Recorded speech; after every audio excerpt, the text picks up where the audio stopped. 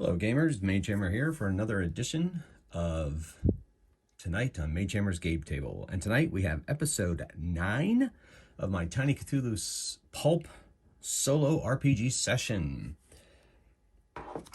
I used the Tiny Cthulhu rules for the Tiny D6 system from Galvanite Games, designed by Alan Barr. You can check this out, it's awesome. If you're enjoying these videos, I highly suggest you go out there and support them. They're a great company, great products. So this series is about the Intrepid Society, which is run by Dr. Alistair Wickham, his former student, now business partner, Dr. Tessa Stewart, and his protege slash muscle, Xander Chance.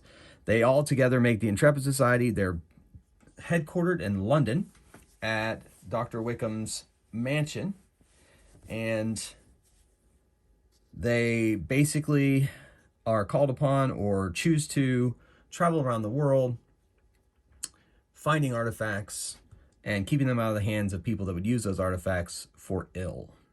That's basically their mission, and that's what they do. For these solo sessions, I've been using the excellent Inkwell Ideas side quest deck, Pulp Adventures. Each one of these cards has an outline of a adventure, and I randomly choose an adventure with dice at the beginning of each of these sessions and go with it. It's interesting that each one of these is based on real life strange things, or not really mythology, like things that people have reported throughout. Like last episode was the mummies of San Bernardo.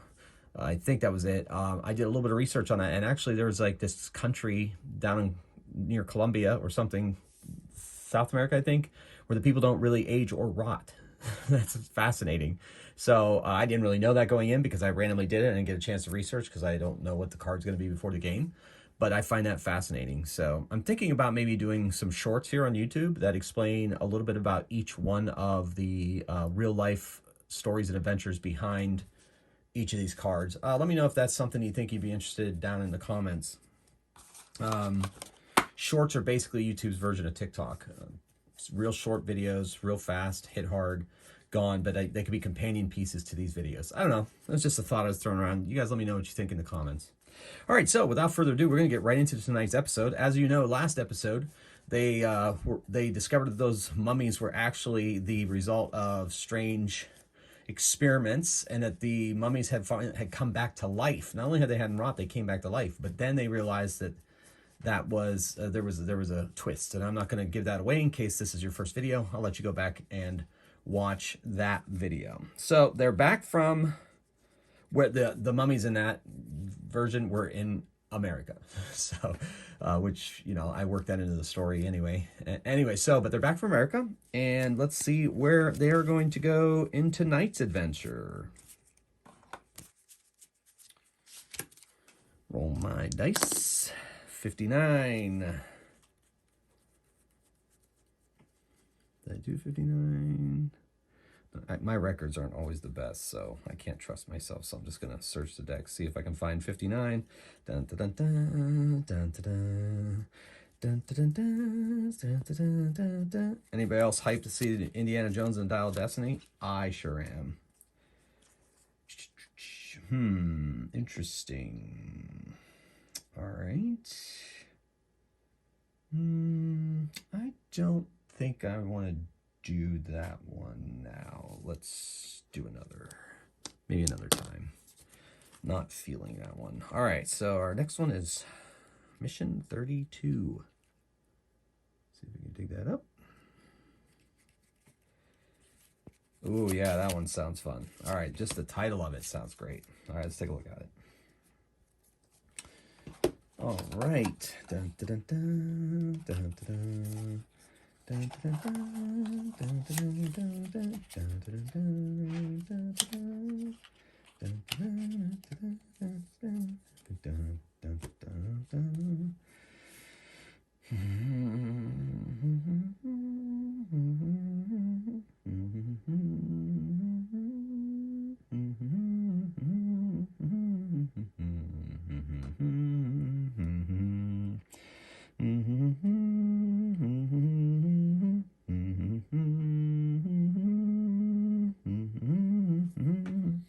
This one has a few challenges to it. Let me give it another read real quick, kind of formulate my plan, and then we'll get right to it.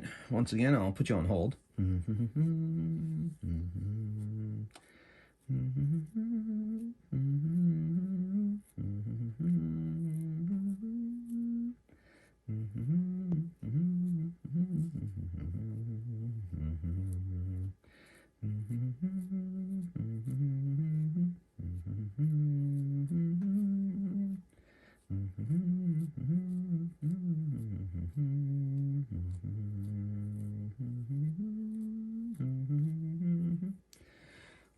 Man, this one's complicated, but I think I'm going to try it. So we'll see what happens.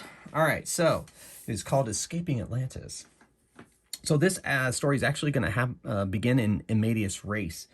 The Intrepid Society was on a mission for a local millionaire who wanted them to go into the Atlantic Ocean and search for an artifact of ancient Greek origin that was said to have sunk in a ship. So they researched, got as much information as they could, and they went to find it, and unfortunately they weren't able to find it. But while they were searching for it,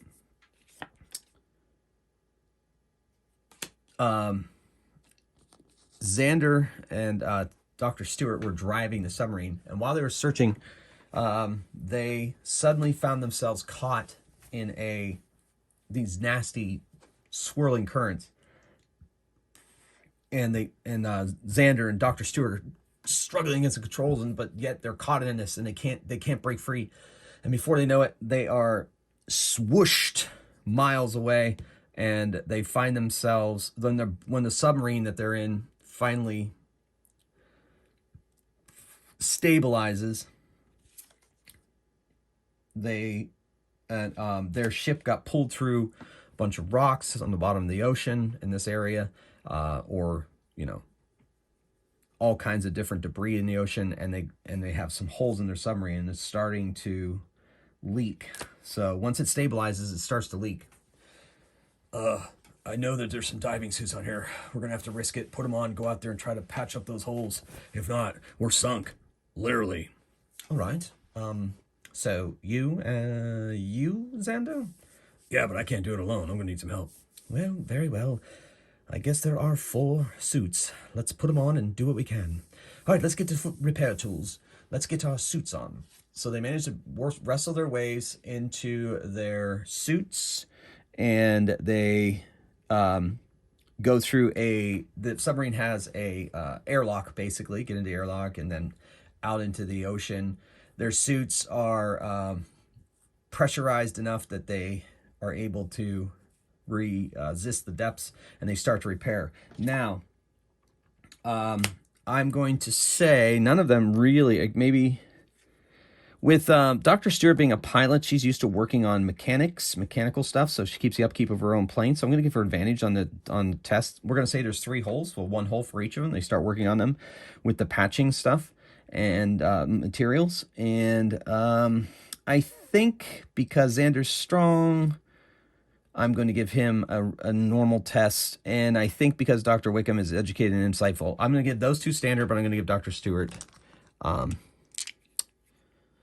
going to give her advantage. So in tiny D6 games, advantage is 3 dice, standard tests are 2, and disadvantage is 1. So they're out there, they're working, and I'm going to have them make 3 successes before they roll 3 failures to be able to properly patch each of those holes. So Dr. Wickham patches his, Xander does not. He gets a failure, and Dr. Stewart gets 1. So we're going to track those here. So basically, he's got 1 success, she has 1 success, and he has 1 failure. All right, they're going to keep working to try to get these to work. 1, 1, and 1. Dr. Wickham gets a 2nd. Seems to be mechanically inclined. They need a 5 or a 6 on these to do so. So Xander gets, all right, so the red will be the failure, 1 will be the success. So he's got 1 success and 1 failure. Dr. Stewart, she has 1 success and 1 failure. and Xander has, or Dr. Wickham has 2 successes. Okay, so let's continue. We continue to try it. Now, in this second quote-unquote round, suddenly Xander, or Dr. Wickham, let's have Dr. Wickham be the one. He says, huh, something just swam by me. I think it tried to tear into my suit. Doctor, you okay? You lost your accent. I'm fine. I'm fully composed. You know that sometimes I get excited. I slip into my American accent. Don't bother with me. Something's in the water. How are we communicating? Through sign language, of course. Yes, we all have agreed upon signs that we make, remember? Because we have so many underwater events. You're wasting time. All right, so I'm going to have Dr. Wickham, he's going to have to make a save test. And he does, and he avoids, fish is starting to dive bomb and try to eat him. I don't know if it's barracuda or what. Barracuda aren't necessarily, I'm going to make him mutant barracuda. How's that? I've seen barracuda face to face, and they didn't necessarily attack me, but I have heard that they can be aggressive fish. All right, let's go to another round of tests.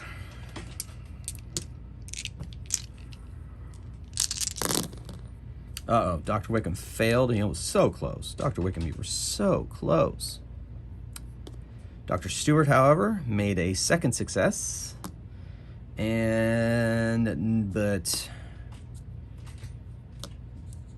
Xander got a second failure. So these grit tokens may end up coming into play. Now I'm going to randomly see which person the fish dive bomb. This time, Dr. Wickham again. I got a taste for him. So he has to make a save test to avoid. He does. He avoids the fish as it dive bombs for him. And he makes the gesture to hurry up. Dr. Stewart fails. Xander gets a success. And Dr. Wickham has a second failure. So Dr. Wickham has got a full count over there. And as does Dr. Stewart. So grit tokens standing by. Let's see who has to make the save from the dive bombing fish this time. Dr. Wickham again. Keep attacking him. He's got to make a save test to avoid the attack. He does. He's been very lucky. So they're all trying to quickly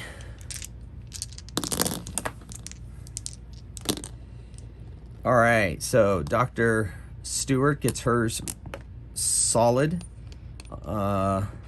Wait. And Xander gets his solid. And Dr. Wickham fails, so he's going to use a grip point to re-roll. He makes it. And so they patch all the holes successfully, and they make their way towards the inside of the airlock of the submarine. All right, so let's see who has to make the last save test as fish are dive bombing them, ready to eat them. Or at least maybe tear their suits. And that's going to be Xander. He is also resolute, so he gets saved. So he avoids the fish as well. They make their way in the airlock, quickly close it as the fish slams into the airlock door. They undo the airlock, get back into the ship proper, and peel off their diving suits. Ugh, that was a lot of work. All right, so they Xander and Dr. Stewart are like, Dr. Stewart's like, now let's figure out exactly where we are and what exactly is going on. They try to go back the way that they came. They turn the submarine around. They start heading that direction, but they find that the currents are so strong they are unable to go that direction and are inevitably pushed towards the other directions. Very strange. I don't know what's causing that current. It's very, very curious. Yes, curious indeed. Yeah, whatever. All I know is we got to figure something out. So they start in the direction that the currents are pushing them, and slowly, revealed in the windows of the bridge of the submarine, they see what appears to be an underwater city. Oh my, could it be? It just might be, Dr. Wickham. Is this... The positioning could be correct, according to the legends. Are you guys saying what I think you're saying? Yes, I think we have found Atlantis. So they realize that this city looks very maze-like, and so they're heading the submarine into the city, and they're going to start exploring it. But Xander's like, I got bad news for you. I mean, we can explore this all we want, but eventually we're going to run out of air here. Yes. How much do you think we have, Xander? Well, I don't know. According to the gauges, I mean, I could only estimate based on 3 people. It's probably pretty good since there's only 3 of us. We don't have a full crew. But we got to keep that in mind. Not only, you know, I'm excited too to look at Atlantis, but we also got to figure out how to get us past these currents or get us out of here, because we've tried to ascend, and we get pushed down. We tried to go to the east and we get pushed down. So we're going to have to be very, very careful. Yes, but Atlantis, I've dreamed its moment my entire life. Yeah, I know. Me too. All right. So they explore, and I'm gonna make some perception checks for them out the windows. But since the window, it's kind of, they do have a light on this submarine, so normally I would give them disadvantage, but with the light, I'm gonna give them that. Dr. Wickham is perceptive, so he gets advantage. Dr. Stewart is perceptive, so she gets advantage, and Xander is not perceptive, so he has a standard test. So they're gonna test to see if they can find things or find things of interest. Xander doesn't see anything, too busy driving. Dr. Wickham doesn't see anything, nor does Dr. Stewart. So I'm going to give them 1 or 2 more checks as they make their way through the city to see if they can find anything interesting. I have 3 things in my mind that they could possibly find, and the first one they missed. So we're going to move on to the second thing as they make their way through this maze-like city, fascinated by the wonders that they are seeing here. I don't know. I think the architecture appears to be... Oh my, could it... Oh, some of the iconography looks Celtic. Yes, one of the main theories of the people of Atlantis is that once their city fell, they made their way to places like Ireland and became what is modern-day Gaelic people. That's fascinating, but keep your eyes on the road. Well, you know what I mean. All right, Dr. Wickham sees something, Xander sees something, and Dr. Stewart is just so fascinated by the other stuff, she doesn't see anything. Wickham and Xander go. Wickham says, Oh my, is that what I think it is? I think that's a library. Oh, I know how you are about libraries. Yes. You know what? Maybe in that library... I mean, obviously, if the books were made of paper, this isn't possible, but who knows? Maybe the Atlanteans made things out of stone or whatever. I think we should go in and check out this library. I don't think we'll have another opportunity ever. So you want me to park this thing? Well, of course, my good man. Why wouldn't you? All right. there is a map. I'm trying to figure out, I think, yeah. Okay, so this is the map of Atlantis, I would think. So you can see that they have on the edge of the card, like the currents that are flowing around. So I'm going to say that they have found the library right here. We'll call that the library. Don't know if that's the intention of the creator of this card, but that's the way it's going to be. With these seaweed trees. Kind of fun. All right, so... All right. So I'm gonna have him make a check to land the submarine properly. And he does. Way to go, my good man. Well, we have to make a decision. Who's going to go into the library and who's going to stay at the submarine? Well, I mean, I don't really see anybody else around here, do you? I mean, we could all three go in the library and search faster. Plus, if there's anything in there that could be a threat, I'm better suited to protect you all than you are, since your pistols won't work underwater, but my machete works anywhere. Yeah, I suppose you have a point. All right, so they struggle back into their diving suits. They get into the airlock, and they start swimming towards the library. They enter the library door is ajar. They make their way in, and they see what they assume to be shelves, and on the shelves are what appear to be clay tablets and not books. Oh my. So Dr. Wickham, through the sign language agreed upon by the Intrepid Society, makes it known that they need to find some kind of map that could find their way to navigate through the city, since they're so unfamiliar with it. And the currents are pushing them down so much into the city that basically the city has become their maze, their trap. So they're making their way through, and let's see if they can make perception checks. Okay, Dr. Wickham makes his. Dr. Stewart makes hers. And Xander does not. Dr. Wickson's like, he makes the sign language motion for I see movement. Dr. Stewart says, I see it too.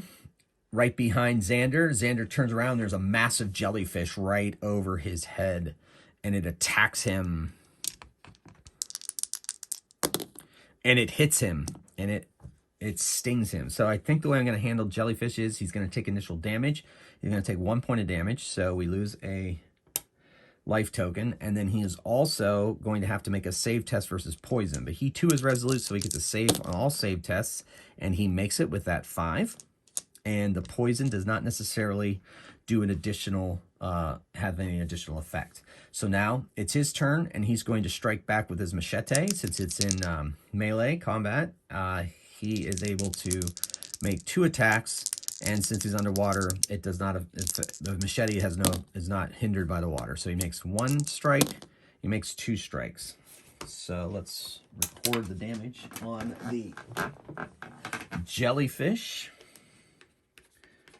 All right, so the other 2, they're not sure exactly what to do, so Dr. Stewart stands by to maybe back up Xander. She has survival gear, which I guess would include a knife, so she's going to pull that, though she may not be very good with it, and make her way towards Xander and strike at the jellyfish from the opposite side. She has disadvantage with this since it's not her weapon group, and she misses. Dr. Wickham is going to continue to look for a map, and he has 2 successes. 1 more success, he's going to find something that will be able to help them. In the meantime, I'm going to roll initiative now that the quote-unquote surprise round is over. Oh, wait, she doesn't get advantage on that. All right, so they all act before the jellyfish. So Xander takes another swipe and hits, and then swipes again and misses. So he swipes it, cuts into it, and Dr. Stewart, she gets 2 swipes as well, but since they're both disadvantaged, each one of these is a check, and one of those checks hits and damages it again. The jellyfish strikes back at Xander. Probably should give it advantage. It's in its domain, and it misses. And I'll give it 2 attacks. 2 actions, just like the other. And it misses him again, so he doesn't have to save against that. Dr. Wickham makes his final... He does make it. Ooh, and then some. And he makes the symbol for Eureka in sign language, their sign language. And we roll initiative for the battle against the jellyfish. And none of them go before the jellyfish. So it's going to attack Dr. Stewart. So, well, you know what? 1 tendril towards her, so she gets struck for 1. And then another tendril towards Xander. And it hits him as well. So they have to make save tests against the jellyfish's poison.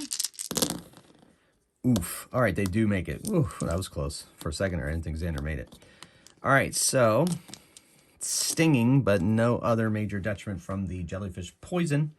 And so they get to strike at it now. Xander misses. Yikes. Second strike. Misses again. He is not having luck. It's bounding away. Dr. Stewart takes 2 slashes and misses. Dr. Wickham starts making his way back towards the submarine, knowing that his companion should be able to handle this jellyfish with no problem, but the map itself is much more important at this point. Initiative. So yeah, I'm just going to have... Dr. Wickham's not going to roll initiative. He's just heading for the ship. All right, so they both go before the jellyfish. So Dr. Stewart slashes, hits once. The jellyfish is seeping whatever fluids are inside jellyfish, but it is still enraged. And Xander takes a swipe with his machete and actually swipes it, and that's enough to finally take the thing out. And it sinks to the sink. It just starts to float inertly. So they make their way back to the submarine through the airlock, strip off their diving suits, and take a look at the map. So we'll see if they can decipher the map, since it's in an Atlantean language they may not be familiar with. Dr. Wickham and Dr. Stewart are both going to take a look at it. They're educated, so they are going to make. I'm going to have them make. I'm going to make this test extra hard, so they have to roll a 6 instead of a 5 or 6 on any of these dice. And Dr. Wickham does. He does roll a 6. Dr. Stewart is a bit flustered and can't figure it out, but Dr. Wickham does. I see here. All right, so I will guide you, Xander. Get behind the yoke. Dr. Stewart, of course, as co-pilot, you join him. So they start the submarine off. They undock it from where they had it settled up against the library, and they start making their way through to what they consider to be the main gates. Upon doing so,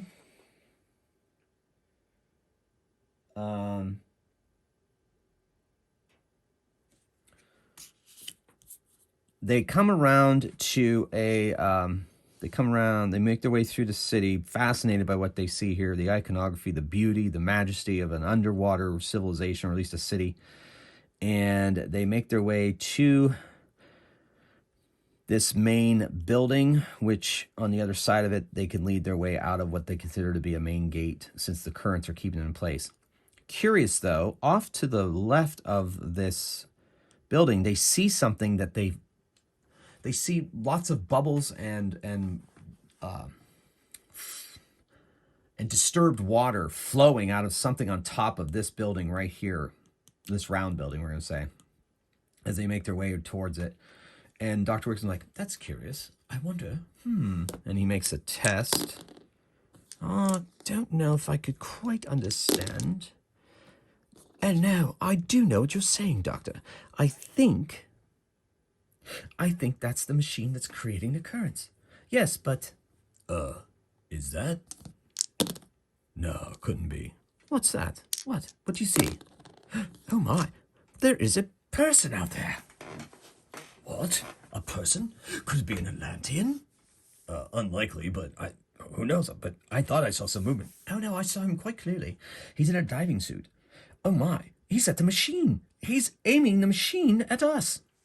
What? This has got to stop. Be careful, man. Don't ram him with the submarine. We've already had to go out and repair it.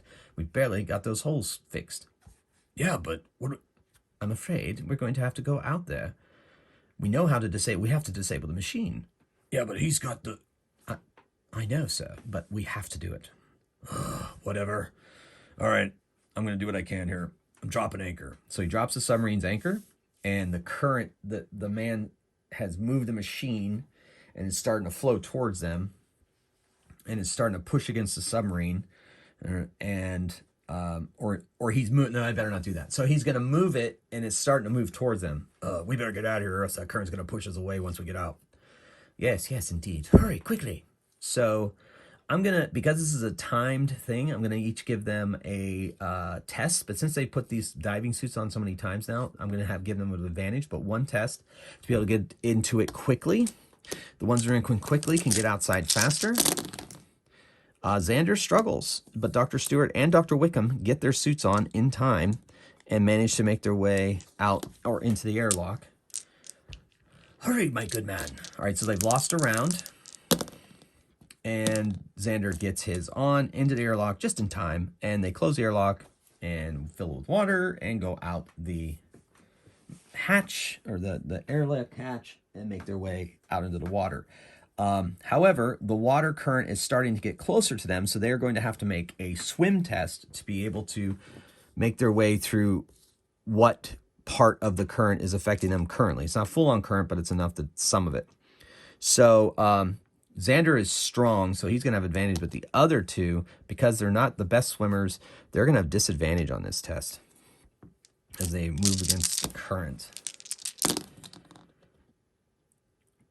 All right. Dr. Stewart is able to power through, as is Xander, but not Dr. Wickham. So I think I'm going to spend another of his grip points to re-roll that roll. And he does make that test. All right, so they all managed to make their way to the top of this round building. But just as they reach the building, the man manages to duck as some sharks come flying over his head. Two sharks come flying over his head, and through the current are shooting at our heroes like missiles. I'm going to give them this many hit points. I can't remember if there's sharks in my tiny dungeon creature cards. Where did I have those? I didn't expect to use them tonight, but I should have them ready at all times. I've had sharks attack before. I'll just kind of make it up. Okay. I'm going to give them that many hit points. They're not the biggest sharks, so, but still they're a decent challenge. So he shoots some sharks at them. So we're going to roll initiative. And Dr. Stewart goes after, Xander goes before, and Dr. Wickham goes after.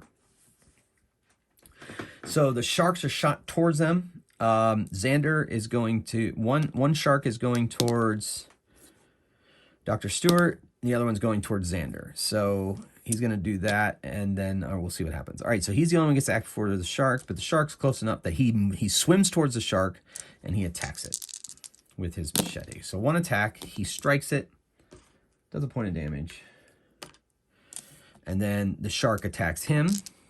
Now, this round, it only gets one attack. Next time it'll do its swooping attack. But since it's coming out, oof, that's a hit. Xander takes another hit. All right. And the other shark attacks Dr. Stewart. I'm giving them advantage because they are in their element. And it strikes her. Once again, this one only gets one attack as well. And then... Okay, so now Dr. Wickham, the man that's running the machine, is not doing anything currently. Dr. Wickham is going to swim towards him, and then he brought with him his walking stick, which I don't have on his equipment, but I'm saying he brought with him in the submarine in case they had to go somewhere. So he's going to swing at this guy with his walking stick. He has disadvantage with this weapon. He gets only one attack because he had to move, and he completely whiffs through the water. But now he's in combat with the villain, the man. The man's has a dark faceplate on his suit, and he cannot see his face. So now Dr. Stewart, though, has a shark that she has to worry about. So she has a knife, as I mentioned. So she's going to use that and take a swat at the shark and misses. Sharks swim up now, and they start swimming back. And so we roll initiative. And yes, it's been mentioned many times in the comments. In the Tiny D6 system, you roll initiative once, and you go cyclical initiative. You just go in the order you do. But I prefer to roll every round, kind of old school like D&D kind of thing, because I feel that it makes it more dynamic. The combat. Plus, I'm only working with 3 characters and an associated number of villains. So I think it works for me. Plus, I really just like that, and I think. I haven't used it when I live face-to-face with my group, but next time I run any kind of Tiny D6 game, I'm going to try it, see if it works for a larger group. Anyway, that's just a side note for the game system. Let's get back to the combat. Initiative. So, Dr. Wickham's going after the opponents, as is Dr. Stewart, but Xander is getting his attack. All right, so he swipes at his shark before his shark is able to swim away from him. He misses, and he takes a quick backslash, and he actually hits almost with a dramatic knockout on that shark.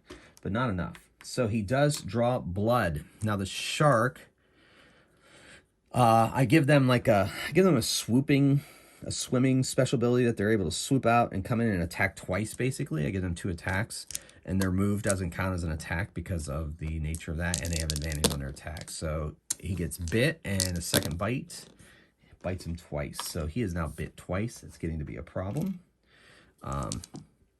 I'm going to have him spend 2 grit. I think I spend grit without an action, but I'm going to do it anyway. He spends 2 grit to get D3 hit points back, and he gets 2 more hit points back. And then the other shark attacks Dr. Stewart for 2 attacks. And she is hit once. And twice. Those are 2 different dice. Oof. So she takes 2 more. She, too, is going to do the same thing. It's going to spend 2 grit to get a D3 more hit points. She only gets 1 hit point back, but that still could be the difference as these dangerous sharks descend upon our heroes. And then Dr. Wickham takes a swat with his walking stick at the man that he's fighting, and he misses. Holding on to that grip point for a very more important time. All right, so we roll initiative. Oh, no. Yeah, roll initiative. So, all right, so everybody goes before the enemies this time, except Xander. Great. All right, so these two get to go before the enemies. So Dr. Wickham is going to take a swat. Walking stick, second attack. Walking stick hits the man. And we'll give him, we'll give him that many. No, we'll give him that many hit points. All right, so now he has that many hit points. Dr. Stewart, she swipes at her shark with a knife and misses, and takes a second swipe and misses. She's going to have to take the evade action next turn because she's in trouble, I think. So then the shark attacks, gets 2 attacks on Xander, and hits both times. Xander is hit for 2. And the shark bites at Dr. Stewart for 2 and hits her only once, so that's a good thing. And then Dr. Wickham, the guy swings at Dr. Wickham with his fists, so not doing the best damage, and he's not good with what he's got. And so, oh my gosh, he hits with both though. Oof. Dr. Wickham takes 2 damage from 2 from 2 punches in his suit. All right, so now Xander gets to swipe at his shark. Oh, almost had a dramatic knockout. Should I make... I guess I could spend a grit just to reroll 1 die if I wanted. It's kind of my choice to see if I can get a dramatic knockout. No. We're going to take that as 1 hit point, and he's going to take a second swipe at the creature. Oh my gosh. He almost dramatic knocks out at it that time as well, but he knows it's in pretty bad shape from his machete, so he's gonna hold off and hopefully it doesn't end him. All right, so now we go to initiative, which is a standard test for all these characters. And Dr. Wickham goes before, as does Dr. Stewart. So Dr. Stewart takes 2. Well, she's gonna take the evade action against her shark and attack it and misses. Dr. Stewart is gonna swipe at his guy with a walking stick twice and roll snake eyes. Horrible. The shark attacks Xander twice and hits twice. So Xander is hurting bad and his suit is starting to leak. He could be in a lot of trouble. Desperate straits for pulp heroes. Dr. Stewart has to dodge the shark. All right, so the shark gets only 1 hit, 1 success. So she gets to try to evade it. And she doesn't with a 4, so she takes 1 damage, but the second attack missed. All right, and then then we go to did Dr. Wick? Yeah, Dr. Wick's win. Okay, so we go initiative.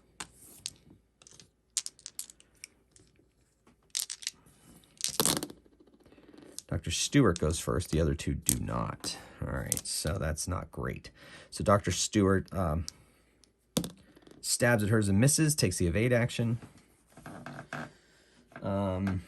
The shark attacks Xander and only gets 1 hit, so that helps. He's down to 2 hit points. Things are getting dicey. Dr. Stewart is attacked and she is hit twice and she gets 2 evades and makes neither of them. She too is down to 2 hit points. Things are looking grim. And Dr. Stewart is attacked by his assailant and is missed both times. Ooh, boy. What is going to happen? We shall see. All right, so Xander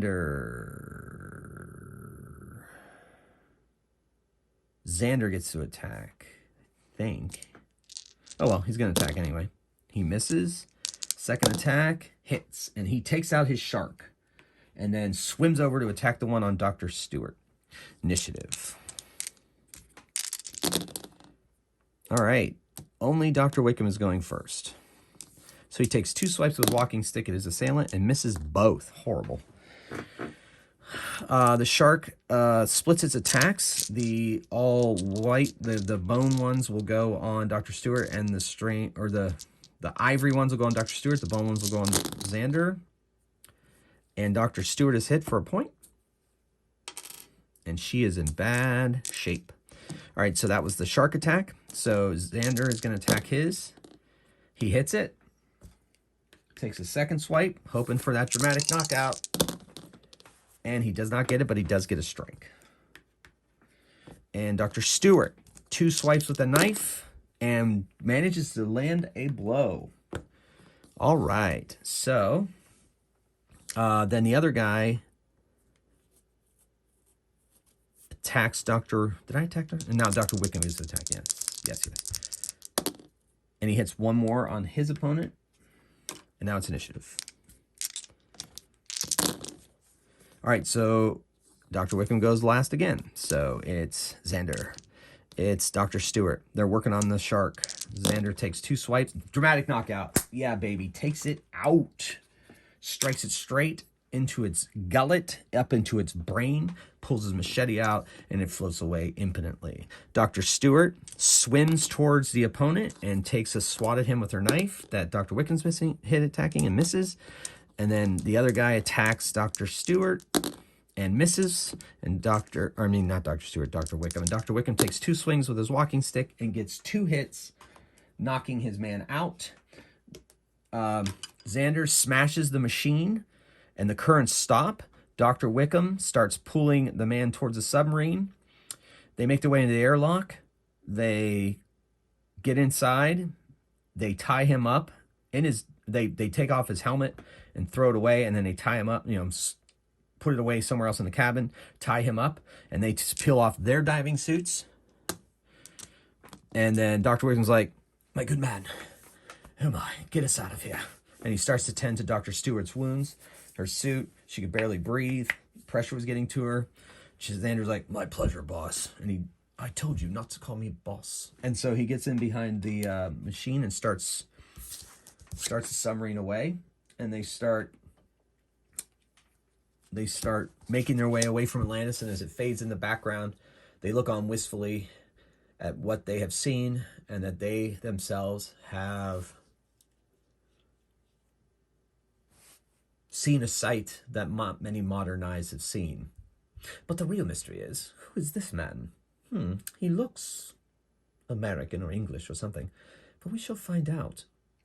So they make their way back to London through various traveling situations, and they are escorting their prisoner with them. But he doesn't talk too much. He doesn't say anything. They can't get anything out of him, and they're not torturers, so they don't torture anything out of him. But they can't get anything out of him, so they bring him to the authorities in London, the Home Office, and they explain the situation. Dr. Wickham, of course, has contacts. "Yes, we were wondering who this man is." And they say, "We'll take care of it, Dr. Wickham. Thank you so much for your... thank you so much for bringing him in." "Oh, of course. So, please keep me informed." And man says, "Well, of course, old man. Of course we will." So a couple weeks pass, and he gets a telegram. Actually, let's not do telegram. Let's do a visit. And the agent comes in, and he's with someone else, and it's a MI6 agent. "Yes, hello. This is William from MI6. We just want to give you the courtesy to tell you that you brought to justice a agent of the overlords. I understand that you've had some run-ins with the overlords." "Oh, yes. Oh, yes. Oh, yeah. Yes. Well, apparently the overlords were... Where did you say? You said you were in Atlantis." "Yes. Code name, I'm sure. But anyway, it looks like they're scouring the earth looking for technologies to use for some kind of upcoming conflict. But by bringing this man to justice, you have secured the security of England and maybe possibly the Western world as well. So well done." "Oh, yes. Well, just one question. So where is he?" "Oh, he's being watched over by top men." "Top men? Who? Top men. I see. Well, have a wonderful day, and thank you for the information." "You are most welcome, my lady. Mr. Chance." And then they leave just as quickly as they came. Well, isn't that interesting? The overlords. They all kind of nod. And that's the end of this adventure. I hope you enjoyed that. The it looks like I'm almost starting to get a overarching plot without really thinking about it, you know. Though these episodes are all episodic, apparently the Overlord's thread in my mind is starting to come together, which I had not intended. And that's one of the great things I like about the way I solo play, is that even I get surprised sometimes by my stories. So, ladies and gentlemen, thank you so much for watching or listening, depending what the case may be. I hope you enjoyed this episode. I really, really did. Had a little bit of everything in it. So until next time, thank you once again for all your support. So keep on playing games, rolling dice yourself.